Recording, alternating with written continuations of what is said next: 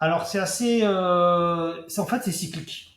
C'est cyclique. Comme les crypto-monnaies sont cycliques ou en tout cas l'ont été jusqu'à présent, vous avez vraiment des périodes où ça monte, ce qu'on appelle les bull market, et vous avez plein de gens qui se retrouvent avec des sommes importantes, des gains importants, qui se posent des questions et qui viennent nous voir. Et vous avez 2 ans après des périodes de bear market où tout ça vaut plus grand chose, et donc on n'a pas le téléphone sonne pas pour les cryptos ou peu quoi.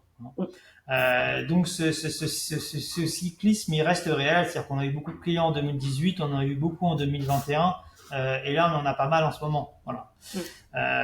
Ensuite, ça reste beaucoup des particuliers. Les entreprises françaises, à mon avis, touchent pas beaucoup à la crypto encore. Elles touchent pas beaucoup à la crypto, et celles qui touchent souvent font ça à l'étranger. Ok.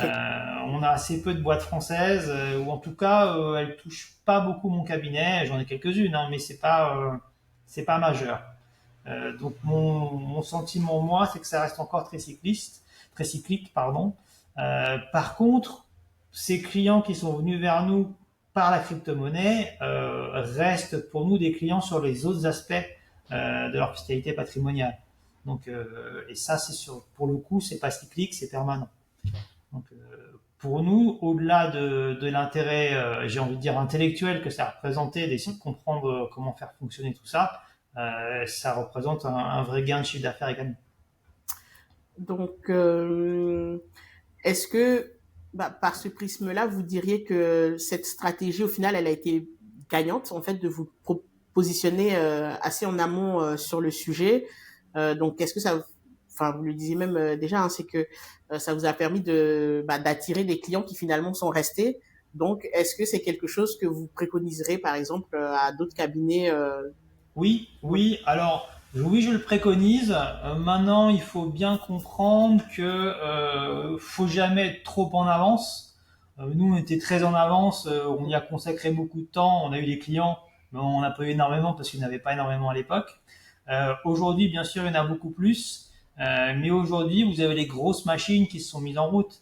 Et quand vous arrivez maintenant sur la crypto, vous vous retrouvez en concurrence avec des grands cabinets internationaux qui ont des milliers d'avocats et qui ont tout en place pour ça.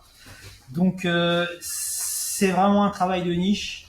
Je pense que ça vaut le coup de s'y mettre, que ça vaut le coup de l'accepter, d'accepter les paiements, que ça vaut le coup de rechercher à chaque fois dans la matière que l'on pratique pour chaque avocat, en quoi ça peut se prêter aux crypto-monnaies et en quoi on peut apporter une expertise de niche là-dessus. Mais dans la globalité, j'ai envie de dire c'est presque trop tard. Parce que ouais, les gros se sont déjà lancés. Donc, Exactement. du coup, finalement, c'était une bonne chose, même si vous disiez que faut pas arriver trop en avance. C'était une bonne chose d'arriver en fait en avance. Ça vous a quand même laissé le temps de bien construire la stratégie de votre Oui, cabinet autour de ce oui, sujet. pour nous, oui. Mm. Pour nous, oui. Mais j'ai envie de dire qu'on a eu beaucoup de chance. On est vraiment arrivé à un moment, bon bah, c'était quand même pas évident de prévoir que ce truc allait marcher aussi fort, quoi. Voilà. Bon, tant mieux pour nous. C'est clair. C'est personne ne pouvait le prévoir. C'est sûr Voilà. que même dans l'écosystème, certains sont, je pense, un peu surpris de la tournure Voilà, des. nous on se disait c'est une super idée, ça posait des très bonnes questions juridiques, on va s'y intéresser, mais on n'a jamais pensé que ça se passerait comme ça.